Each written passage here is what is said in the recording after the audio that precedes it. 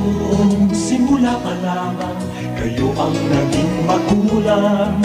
Sa aking bawat hakbang, turo nyo'y tamang daan. Sa aking mga pagsubok, kayo'y laging tumutok. Kayo na ang laging kapay, hanggang sa magtagumpay. Salamat, salamat, salamat sa RTN. Hindi malilimutan, gintong alaala ng ating pagsasama sa hirap at ginawa. Employers have the legal right to refuse job applicants who are unvaccinated against COVID-19. That's according to President Duterte. The president, who is a lawyer, explains in doing so, business owners are only protecting their investments and other employees. Here's the president in his own words.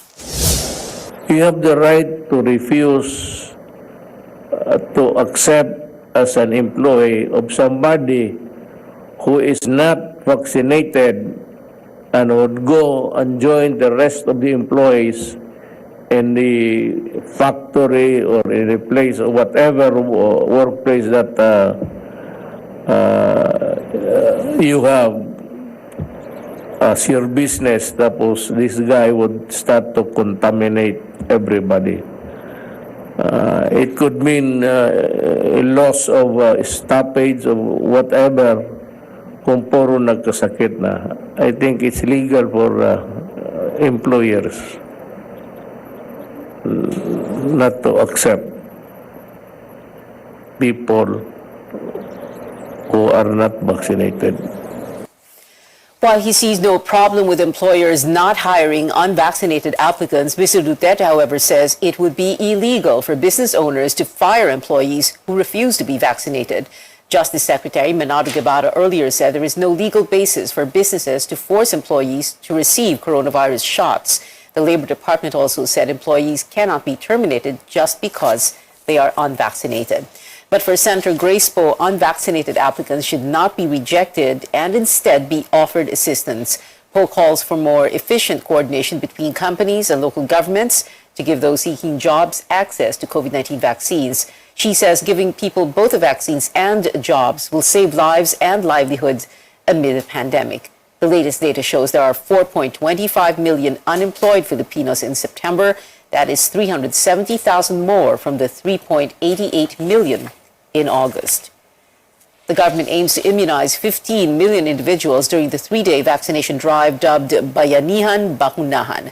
Vaccine czar Carlito Galvez says other regions will extend help to those still struggling to administer shots during the event slated from November 29th to December 1st. Schools, gymnasiums, fast food chains, malls, and workplaces will be transformed into inoculation sites so that there is enough space to accommodate all vaccinees. President Duterte urged Filipinos to participate in the program. Na yung lahat nagpabakuna are heroes. Lahat kayo hero. Yung hindi nagpabakuna, yung mga pangit na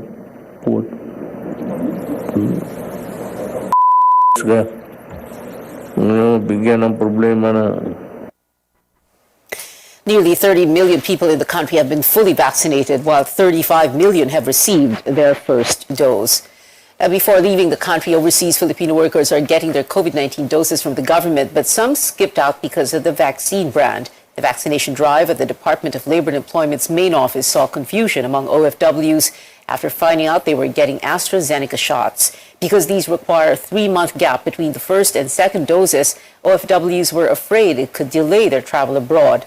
The Labor Secretary said the allotted shots were from Brunei. Actually, walang problema ang vaccine para sa mga OFW dahil A1 sila eh. Nagkataon lang kasi na pinadalan ako ng Brunei ng I think 2,000 dosage ng AstraZeneca, and Mrs. Sermonia of Clans requested for immediate vaccination. So agad-agad ay ni-schedule natin yung vaccination ng mga OFWs ngayon na who are scheduled to leave already for their destination. Labor officials explained to OFWs that they could get their second dose in countries where they would be deployed. DOLE aims to vaccinate 2,000 workers bound for travel abroad. Now, the government buys more syringes as reserve stock so that the COVID-19 immunization drive will not be affected.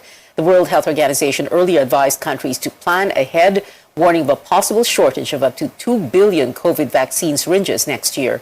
In a statement to CNN Philippines, Health Undersecretary Mirna Kabutahe said the country has 5.9 million auto-destruct syringes in stock that is compatible with most shots. But Kabutahe added the current supply of 0.3 millimeter syringes for Pfizer doses are not enough.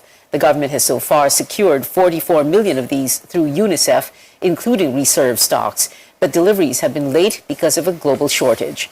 4 million syringes are expected to arrive by the end of the month. As plans to reopen more schools are underway, a group wants students to have free access to housing and transportation. The National Union of Students of the Philippines says this is one way to prevent students from catching COVID-19, particularly those who commute to school. Last week, the government hit the green light on increasing passenger capacity in public transport, citing the decrease in cases. Nandito pa rin talaga tayo sa point na nagko-call tayo for additional funding para mag-materialize itong mga basic services na ito na ma-provide sa ating mga estudyante na sasabak sa face-to-face classes. Health advocate Dr. Josh San Pedro also stresses the need for regular testing among teachers and school personnel. He cites recommendations from the World Health Organization and the Centers for Disease Control and Prevention that monitoring student symptoms is not enough to avoid transmission. But for Education Chief Leonor Briones, regular testing may be, quote, traumatic for young students. The pilot run of limited in-person classes will be done in 120 schools with students from kinder to grade 3 and senior high school. Now, in news overseas, Singapore will require anyone, quote, unvaccinated by choice to pay for their own medical bills if they seek treatment for COVID-19. The Southeast Asian government pays for all COVID-19 related medical bills for Singaporeans, permanent residents, and long-term visa holders. But the country's health ministry says the unvaccinated make up a majority of those requiring intensive inpatient care, straining its healthcare resources. The new policy takes effect December 8th. France will require people over 65 years old to get a third COVID-19 shot to revalidate their health pass. The health pass has been an essential tool in boosting the country's immunization rates, as those without it are banned entry to public transport and other public and private spaces. Several parts of Europe are currently battling new case spikes caused by the Delta variant. Myanmar announces plans to welcome international tourists in early 2022. Officials have set up a website to anticipate tourist interest. Some governments, however, warn the residents to stay away from Myanmar because of COVID-19 concerns and instability in the wake of a coup. A military junta overthrew the country's democratically elected government in February. Coming up on Newsnight, a former police spokesman is taking on a new role as the 7th chief of the Philippine National Police under the Duterte administration. And an ally of presidential daughter and Davao City Mayor Sara Duterte is confident she will gun for the highest post in 2022. Details after this short break.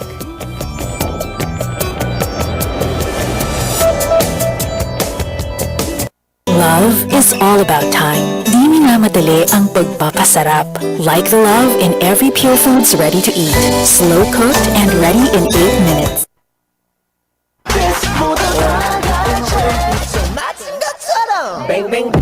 Linsky Says the General league is eyeing November 28th as the official kickoff for the season-ending Governor's Cup. Nagawa na ako ng letter this week at nakikipag-coordinate na rin ako sa ibang tiga-IATF kung kailan pwedeng makapag-meeting. Kung kumpleto na yung mga imports, siguro makapagsimula na tayo by November 28. The Governor's Cup will feature a mix of new and veteran imports standing below 6'6". And among the venues being considered is the Inada Sports Arena in Pasig City, where similar protocols used in the semi-bubble last conference will be implemented. These include a home venue home scheme as well as full COVID-19 vaccination for all delegates. This time, the league is also optimistic they can finally open their doors to fans following the easing of restrictions in Metro Manila under Alert Level 2 pending approval from the IATF. Sigurado hindi tayo lalayo sa ginagawa ng sinihan kung ilang percent doon, kung gaano kalayo. Ibang klase kasi, pag nandyan yung mga fans, alam naman nyo na kakaroon ng mas magandang laro ang mga players. Sa Pasko, sigurado may laro tayo. So, bibigyan natin ng mga promos at libreng tickets yung mga fans kung papayagan tayo ng IATF. Exciting action also awaits fans as 13 teams are set to kick off the inaugural 3-on-3 competition on November 20, followed by the Governor's Cup, which is expected to run until March 2022. Pauline Verzosa, CNN Philippines.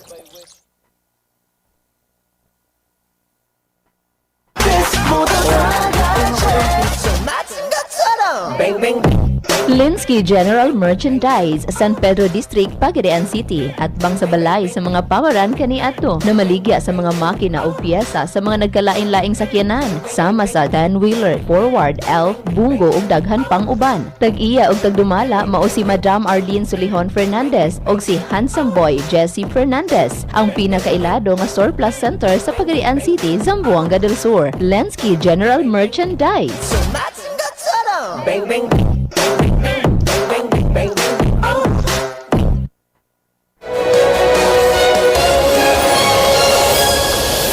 Welcome back to Newsnight. President Rodrigo Duterte names Jonardo Carlos as the new Philippine National Police Chief. Carlos will replace Guillermo Eleazar, who is set to retire on Saturday, November 13th. Malacanang says it is confident he will continue making the PNP a, quote, professional, capable, and reform-oriented organization. Carlos, a member of the PMA Maringal class of 1988, is the current head of the PNP directorial staff. He also served as PNP spokesperson, Eastern Visayas Police Regional Director, and Highway Patrol Group Commander. Carlos will hold the top police post until May 2022, when he is set to retire at the mandatory age of 56. He is the 7th PNP chief under the Duterte administration. The Regional Drug Enforcement Agency in Davao carries out an internal probe into a controversial buy-bust operation in Davao de Oro. Former Davao City Information Officer Jeffrey Tupas was linked to a drug raid on Saturday at a beach resort in Mabini town, where a businessman and 16 others were arrested. In a statement with Rappler, Tupas claimed he left an hour before the raid took place, but the suspects claimed in an interview with news site Newsline Philippines that Tupas was present during the operation, but was released because of her supposed connection to Davao City Mayor Sara Duterte. PDEA Director Wilkins Villanueva denied this on state television. Walang Jeffrey Turpas sa target natin during the operation sa Davao de Oro. Okay. According mismo kay Jeffrey, nag-attend siya ng private beach party, but eventually umalis sila ng boyfriend niya before na ikasa ang buy-bust operation. So in short, hindi siya kasama sa mga hinuli. This is the first time na nagkaroon ng successful buy-bust operation sa isang private rave party.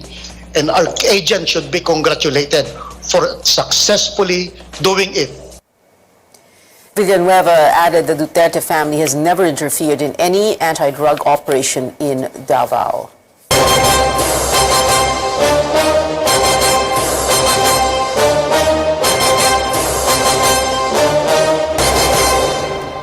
An ally of Davao City Mayor Sara Duterte believes she will run for president after she withdrew her re-election bid.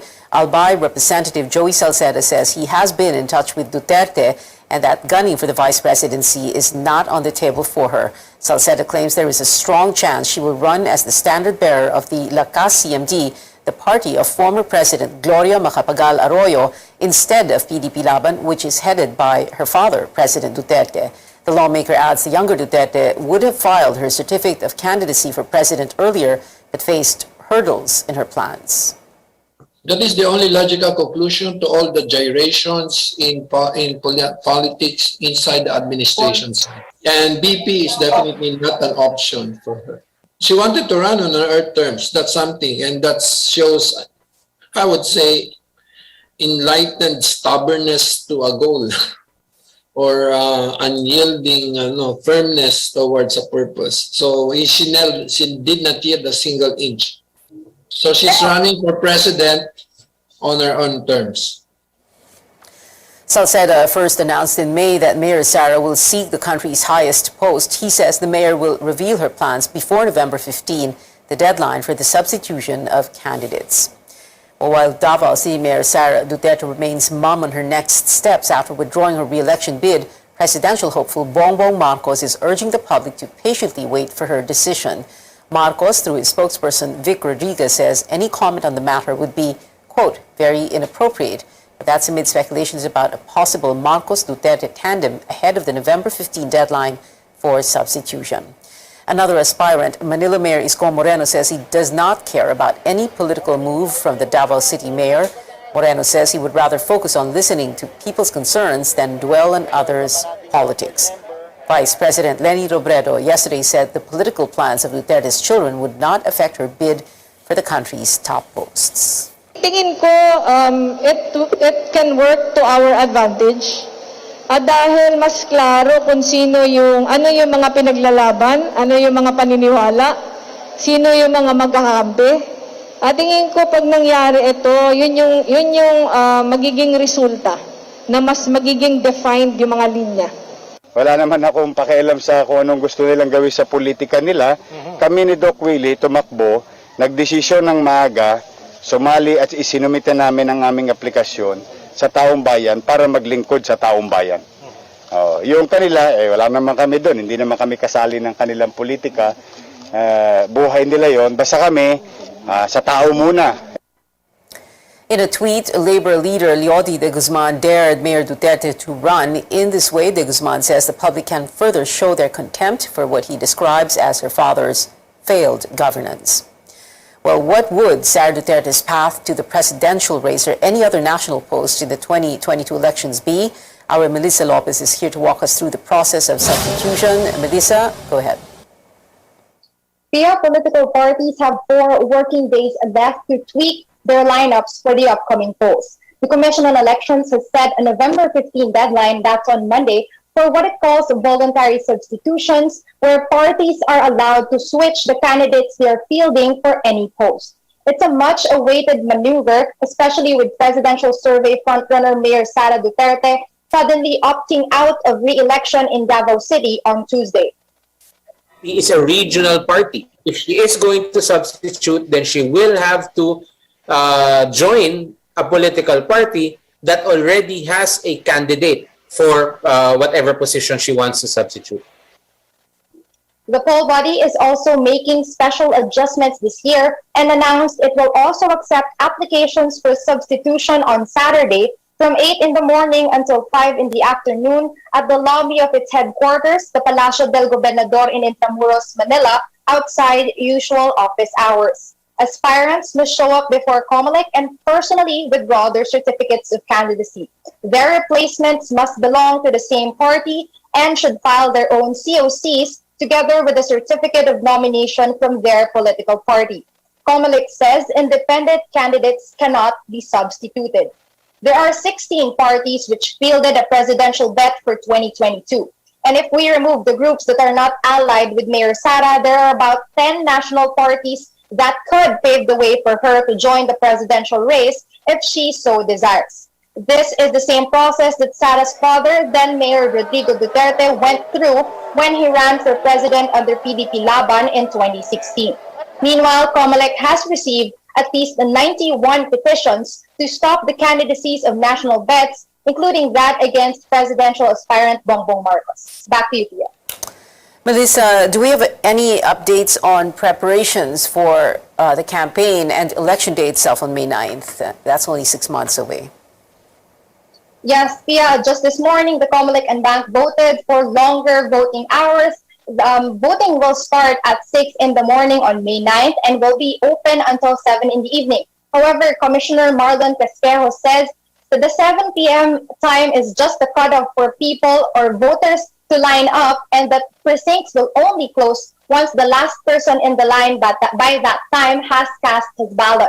As for campaign guidelines, these are still being finalized, although Casquejo said they are looking to anchor the categories or restrictions for campaigning to the alert level in a certain area or municipality. So if the COVID-19 restrictions are loose in the specific local government unit, more candidates and more supporters can interact in face-to-face campaign events. Back to you.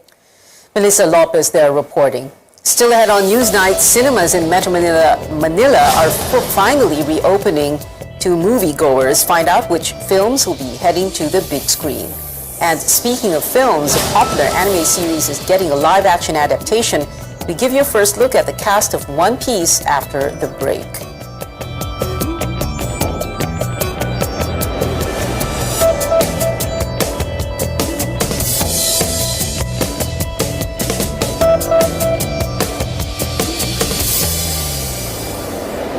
Number one ba talaga ang Pure Foods Tender Juicy?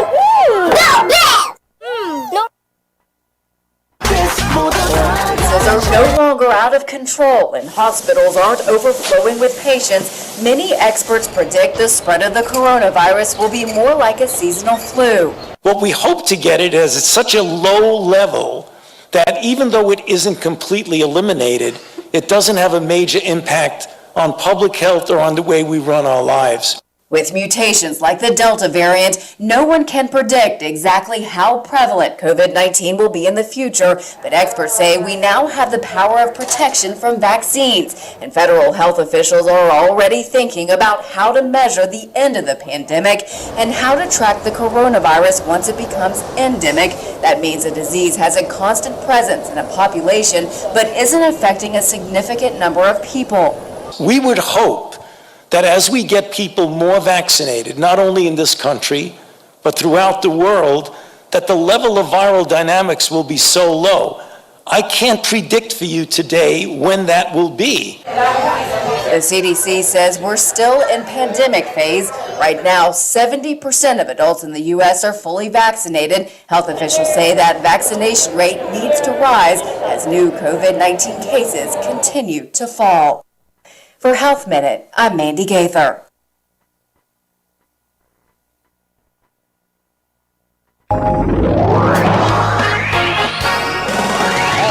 RPN DXKP Pagadian, ang inyong Radyo Ronda. RPN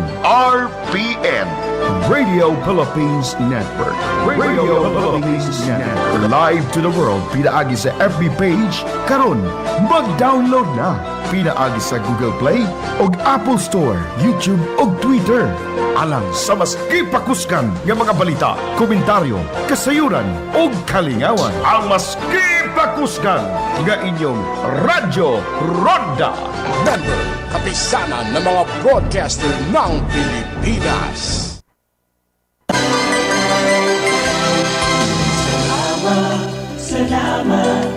Salamat sa RPN. Hindi malilimutan ating pinagdaanan, ating pinagsamahan. Sa hirap at ginhawa, sa lungkot at saya. Salamat sa RPN. Noong simula pa lamang, kayo ang naging magulang. Sa aking bawat hakbang, turo niyo'y tamang daan. Sa aking mga pagsubok, kayo'y laging tumutok. Kayo na ang laging kapay.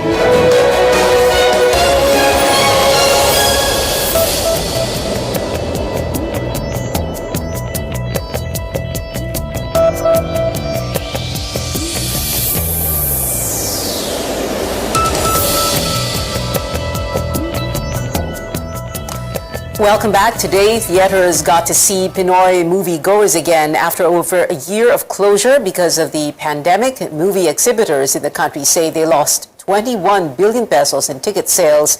They're now trying to recover by reopening some cinemas as restrictions eased in Metro Manila. Chrissy Matulak has that story. Watching movies is a form of therapy for Lord De Vera.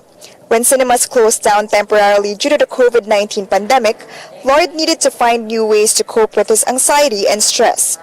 So when he heard the news that cinemas can now reopen, he was one of the first people to line up and buy a ticket. I really tried not to watch kasi I want to watch it on the big screen na knowing na may mag-open na yung cinemas. Kasi I'm a fan of watching movies talaga sa cinema, even if mag-isa lang ako. There are others who are just as enthusiastic as Lord, like this group of friends patiently waiting for their turn to buy tickets. Masaya kasi pwede nang manood ng movies yung kasama yung family namin. Fully vaccinated naman na po, tsaka may social distancing pa rin naman po siguro. Under Alert Level 2, cinemas can operate at 50% capacity for fully vaccinated individuals. Moviegoers would have to present their vaccination cards before they can buy tickets. In some cities like San Juan, minors aged 12 and up can also watch movies. Of course, automatic na fully vaccinated adults dapat. Ngunit pati ang minors, nire-require po nila na fully vaccinated. Inside movie houses, eating is prohibited, and the one-seat-apart policy is being implemented. Face masks should be worn. Despite the steady rise of movie streaming platforms, exhibitors say nothing can beat seeing films on the big screen. Watching in a theater is still incomparable, no? Especially for the blockbusters movies, we have all the sensorrounds and everything, so we will have all the big titles coming in. And of course, the screen is bigger compared to your house, no? And at the house, maraming interruption. Dito at least, you can watch for 2 hours, no, relax, and enjoy the experience of watching a movie in the theater. Even with the implementation of health protocols in cinemas, movie enthusiasts are still happy that things are going back to the way they were. Chrissy Di Matulak, CNN Philippines. As theaters' doors reopen, we give you a look at some of the titles you can already watch today with your mask and face shield on. On the menu is sci-fi blockbuster Dune, which broke box office records upon release, and the sequel to the horror hit A Quiet Place. It arrives in the country nearly 6 months after its U.S. release. The long wait will also be over for fans of the Marvel Cinematic Universe. Black Widow, starring Scarlett Johansson, comes out November 17, and Shang-Chi, the first Asian-led superhero MCU movie, is out on the 24th. Third on the plate is the star-studded Eternals, dropping on the first day of December. For anime fans, here are the faces that will portray the infamous Straw Hat Pirates on Netflix. The streaming giant announced 5 cast members for the live-action adaptation of the hit show and manga One Piece. Iñaki Godoy will play Luffy, and joining him are Matt Kenyu as Zoro, Emily Rudd as Nami, Jacob Romero Gibson as Usopp, and Taz Skylar as Sanji. Tomorrow Studios and One Piece publisher Shueisha are producing the 10-episode series. Carolers may sing Merry Christmas out on the streets again if they comply with health protocols. The Yuletide singing tradition was banned last year to help prevent COVID-19 cases. But this Christmas, Interior Undersecretary Jonathan Malaya said caroling is allowed for areas under Alert Level 2 as long as minimum public health standards are allowed or followed. Carolers outdoors and those listening can take up to 70% of the location's capacity. And if indoors, it would be at 50% capacity with all attendees already vaccinated. It is 45 days before Christmas, and that is it for now. Join me on News.ph at 7 p.m. I'm Pio Antunes for Newsnight, where we go above and beyond the headlines.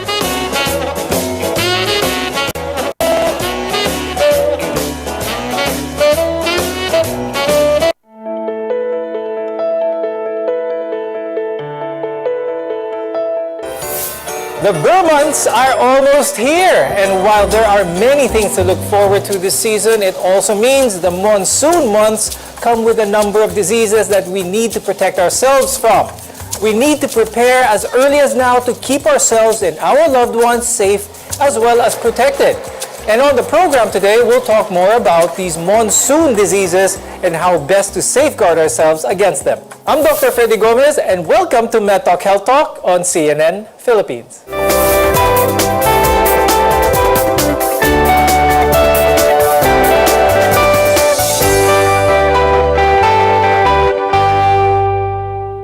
As the weather gets a little cooler than usual, there are several rainy season diseases to watch out for.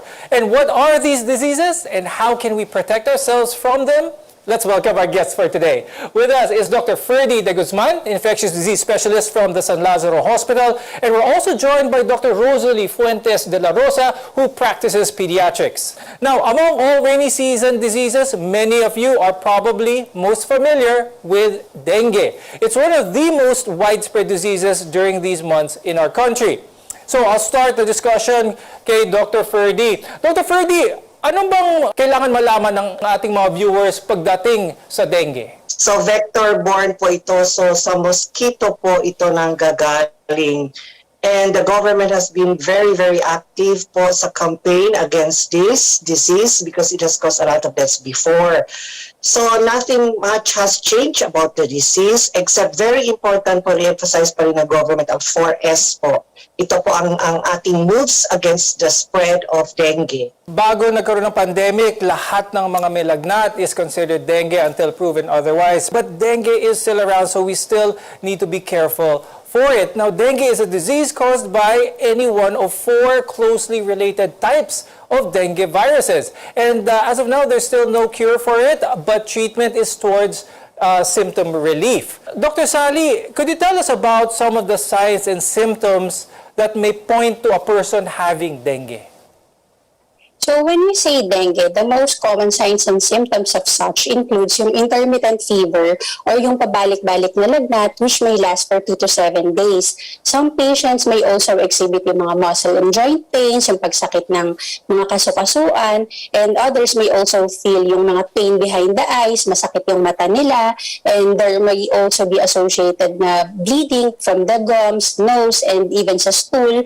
Some may also experience loss of appetite or yung kawalan ng na kumain at pagsakit ng tiyan, and also skin rashes. If you're feeling any of these symptoms, telehealth is readily available for you. Dengue infection can get progressively worse, so early detection ang kailangan. These types of symptoms, Dr. Sally, some people may automatically think na meron silang COVID-19. Ano yung mga symptoms ng dengue na talagang bukod tangi sa dengue? To distinguish them apart, since overlapping yung symptoms nila, is to get the diagnostic test specific for those diseases. Right. That way, we can tell them apart, we can objectively and accurately diagnose the patient. Kapag may kahit isang symptom pa lang, the best thing to do while waiting to be tested is to isolate themselves kasi hindi pa sure kung ano yung pinakasakit nila, whether dengue ba talaga or COVID-19. Now, another mosquito-borne disease that has quickly evolved in our country is malaria. Now, Dr. Ferdy, anong mga simptomas ang pwedeng makita sa isang tao na may malaria?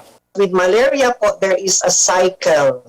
So fever, chills, diaphoresis. So in other words, ano po itong diaphoresis? Pinagpapawisan po. So cold, clammy perspiration.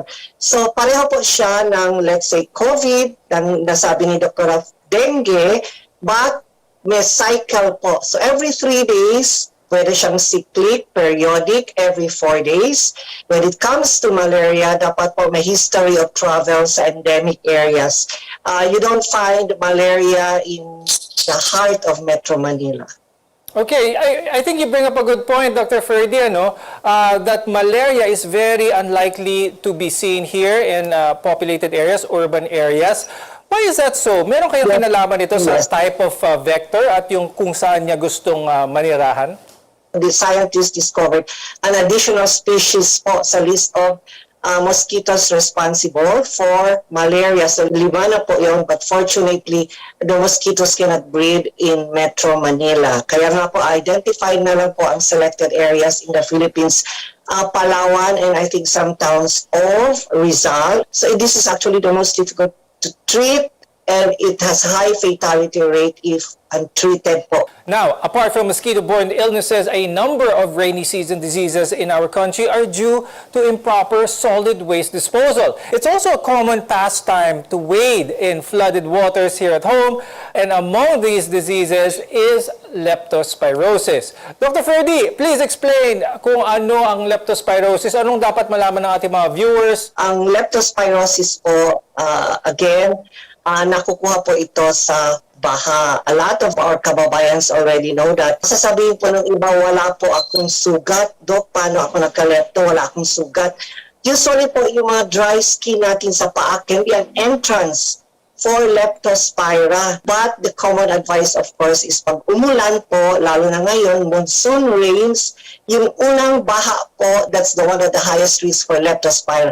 Kasi ito yung mga natambak na basura sa mga estero po, and if it rains, they get loosened up, and yan po ang lumulutang sa baha. So yung mga workers po, when they go to the office, ang advice lang po namin is wash when you reach home. Given that contaminated water might be hard to avoid for many people here at home, what is the best way to prevent leptospirosis, Dr. Sally? The best way to prevent leptospirosis is of course to avoid swimming, yung pagligo, and even yung wading sa potentially contaminated floodwaters or yung paglusong sa baha. And if it's inevitable or wading in flood cannot be prevented, best to wear protective clothing or footwear such as raincoat and boots. Getting infected is highly likely if the person who waded or yung lumusong sa baha has an open wound or may mga dry cracked skin. And lastly, and most importantly, always maintain cleanliness in the house to ensure proper control of rodents or rats infestation. These are only a few diseases we need to protect ourselves from. When we return, we'll continue with our discussion on other monsoon diseases. Stay with us here on Med Talk Health Talk. You're watching CNN Philippines.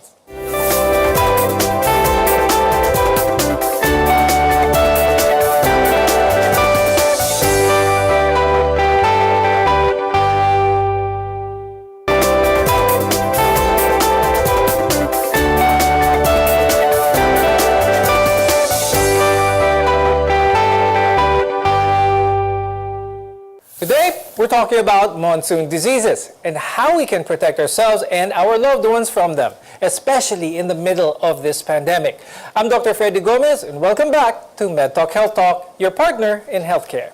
Just like many monsoon diseases, typhoid fever is a disease caused by improper sanitation. Dr. Freddy, let's talk about typhoid fever. Ano ba ito? Saan ba nakukuha ito? Typhoid fever po is a food. You have to be careful of the food that you take, again, because food may be contaminated. Mostly fecal oral and typhoid fever. Because typhoid fever usually spreads through yung feces or urine ng mga taong infected nito. And there are a few other factors that can make you more vulnerable to it.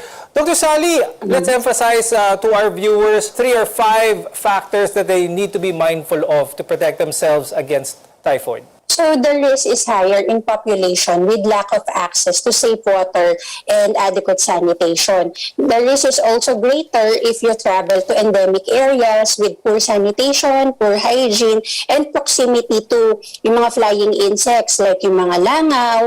Kaya we always advise our patients to avoid yung mga eating street foods which can be potentially contaminated since yung mga street foods, diba, they are more commonly left uncovered.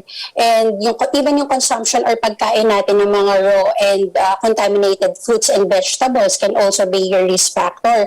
That's why it's important to wash thoroughly or hugasan po natin maigi ang mga fruits and vegetables before eating them, and cook our food well and use food cover. That way, flies can be prevented from contaminating them. Risk factor din yung pagiging isang healthcare worker who handles directly specimen for mga typhoid fever. Now, many of you have probably experienced diarrhea at one point. It's usually just mild and mainly affects probably young children below 5 years old. But Dr. Sally, when is diarrhea a cause for concern? So, most cases of diarrhea naman are self-limiting or they resolve by themselves. However, in cases of severe diarrhea, meaning you have more than 10 episodes of loose stools in a day, or diarrhea presents with fluid losses having greater than the oral intake, meaning mas marami siyang nilalabas kaysa sa naiinom, that can lead to dehydration, which is a life-threatening concern or if left untreated. So, lalo na sa children, dehydration is particularly dangerous. So, warning signs for diarrhea which can be causes of concern includes yung mga diarrhea that lasts for more than 24 hours, even if you already started your treatment, excessive thirst or uhaw na uhaw ang bata with dry mouth, sunken eyeballs, And some may also present with pag kinurot mo sila or if you pinch their skin, hindi siya bumabalik for less than 2 seconds. So that's also a warning sign. And even yung mga passage of bloody stools or fever na high grade, those are mga particular causes of concern natin. And if you have diarrhea or LBM, drink at least 8-ounce glasses of water each day. Advice to this is you drink these in small sips. So tuloy-tuloy but small sips to give rest to your stomach and its hyperactivity. During the monsoon time, that is very common. The Department of Health reports that at least 480,000 Filipinos are affected by the flu each year. Now, the flu is a highly contagious respiratory illness that infects the nose, the throat, as well as the lungs. Dr. Ferdy, how is this usually treated ba kapag ang isang tao ay may trangkaso?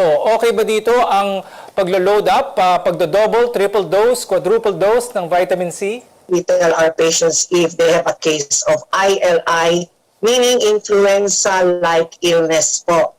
So pag sabi namin sipon-sipon lang, masakit ang katawan mo, so trangkaso lang yan, pahinga lang po sa bahay, rest, and lots of fluids and vitamin C. But nowadays po is much complicated, lalo na if you go to the hospitals. Kasi po pareho po silang mga influenza-like illnesses. But in this case, pag sigurado tayo na trangkaso na, of course, paracetamol lang po, vitamin C and pahinga. But if you have yourselves checked and it turns out to be positive for COVID, ibang usapan na po yan. Pero sila po, kasama po yan sila sa inyong screen ngayon in the fever lines po ng DOH. For some people, the change in season might also mean mga allergies. The rainy season usually brings about common allergens such as pollen, dust mites, as well as mold. Now, this allergic reaction is called allergic rhinitis or allergic rhinosinusitis. Now, Dr. Sally, how can we know if we're sensitive sa mga allergens na ito? No? Ano yung mga symptoms naman na pwedeng maramdaman kapag may allergic rhinitis ang isang tao? Okay, so when we say allergic rhinitis, it is an allergic response to a specific allergen or allergens. It is usually caused when our body overreacts to a certain allergen like pollen, dust, or molds. Common signs of allergens include, very common is yung sneezing or yung pagbahin more than the usual, runny nose or yung passage of watery nasal discharge, and also they may also present with itchy or dry eyes na makati yung mata nila. Some may also have dry or tickly cough, yung kumakati po ang lalamunan nila, and occasionally with sore throat and cough. Yung cough naman nila, hindi siya nagpa-persist. It's more of with particular timing of the day dahil brought about by the post-nasal drip. So, ang difference niya with allergic rhinitis, definitely you won't have fever and you won't have mga muscle pains like those na nakikita natin sa other illnesses. Now that we know about these prevalent monsoon diseases, what's the best defense against them? We'll discuss this after a short break. We want to be your partner for a lifetime of good health, so stay with us on CNN Philippines.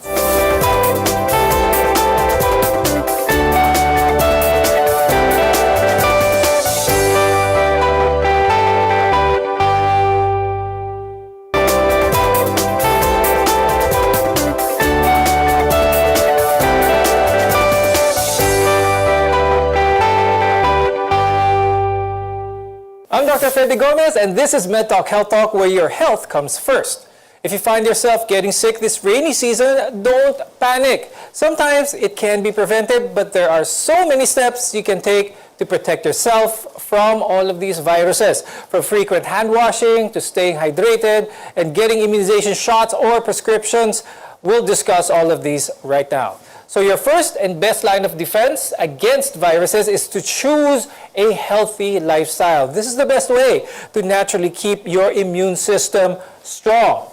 Dr. Sally, can you give us some tips to strengthen our immune system? Our first line of defense is really to choose a healthy lifestyle. It is the single best step we can take to naturally keep our immune system working properly. So our body functions better when we are protected from environmental assaults and reinforced further if we take yung mga healthy living strategies such as avoiding smoking or other vices, eating nutritious food, staying hydrated, taking our daily doses of vitamins, exercising regularly, regularly and getting adequate sleep, and as much as possible try to minimize yung mga unnecessary stress.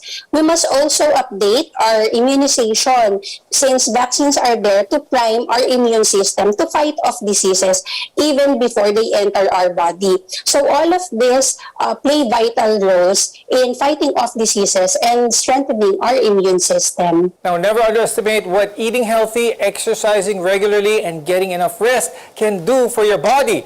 Now, vitamins and supplements are also a good way to boost one's immunity. Now, while most vitamins can be taken at any time of the day, some vitamins are actually better absorbed under certain conditions. Dr. Ferdy, what are some of the vitamins na dapat tinitake ng ating mga viewers? What is very important nowadays is vitamin C plus zinc. Well, for the senior citizens, they have maybe antioxidants more, vitamins with antioxidants. Of course, different from the needs of those of young adults who go out to work, okay, who commute, because seniors have to stay at home, so less activity now. Of course, for children, another set of vitamins. So it depends on the age group and to the call of the physician. But I would still advise, eating healthy food, okay? So not so much with the vitamins, because we are a culture who depended so much on vitamins. I would prefer we eat the right food and sleep. It is actually more ideal to get your vitamins as well as any other nutrients doon sa pagkain na tinitake mo. Ngayon, going with what Dr. Ferdy said, Dr. Sally, meron ba tayong good sources ng vitamins pagdating sa pagkain?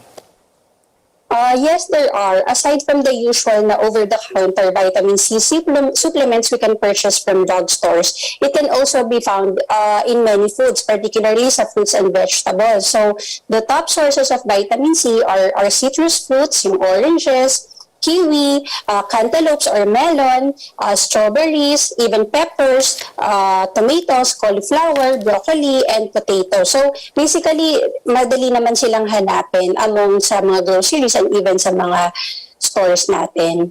Yes, that's right. So, hindi dapat maging mahal para kumain ng masustansya. So, try to incorporate these foods into your daily diet as much as possible. And we also continue to remind you to always wash your hands and practice minimum health standards. Let's all work together to keep safe from these monsoon diseases as well as COVID-19. With that, I'd like to thank infectious disease specialist Dr. Ferdy de Guzman and pediatrician Dr. Rosalie Fuentes de la Rosa for guiding us today with this topic. We hope our conversation was very helpful to our viewers. Choose well and choose to be healthy. I'm Dr. Freddy Gomez. Stay safe and we'll see you again next time.